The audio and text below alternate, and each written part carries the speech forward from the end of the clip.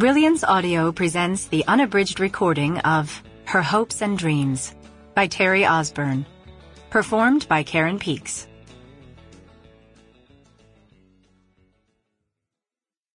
Chapter 1. 3 days into life with her new neighbor, and Carrie Farmer wanted to shove a tailpipe up the man's nose, sideways.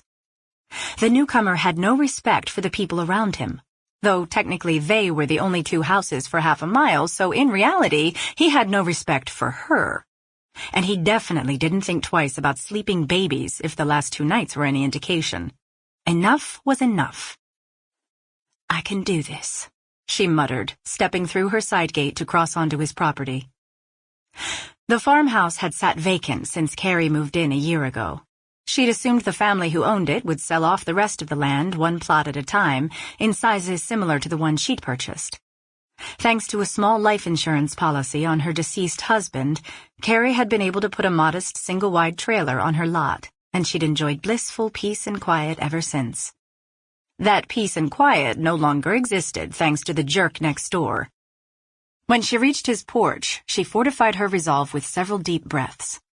Confrontation made her nervous, for good reason. Seeking conflict wasn't Carrie's style, but this man had messed with her child, and that could not be ignored. Plucking up the courage, she knocked on the door and then shuffled several steps backward. Nothing stirred inside. She knocked again. No response. What the heck?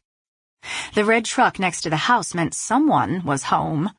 Carrie moved down the porch to peer through a window, but the second she pinned her nose to the glass, a roaring engine shattered the silence. She nearly peed her pants as her heart threatened to beat right out of her chest. With clenched fists, she bit back the profanity dancing on the tip of her tongue. As Molly was on the cusp of talking, Carrie did her best to keep her language baby-appropriate. But damn it to hell, that thing was loud, much louder than it had sounded through her trailer walls. "This is ridiculous," she murmured, charging down the steps and around the side of the house. Nearly 50 yards away stood the scene of the crime, an old barn-turned-garage that did nothing to buffer the sound coming from inside. By the time Carrie reached the entrance, the noise cut off, and she hustled to take advantage of the quiet.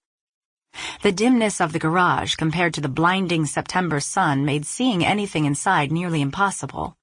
One motorcycle hovered on a table to her right, though upon closer inspection she realized the frame was empty. Clearly not the source of the problem. Sample complete. Ready to continue?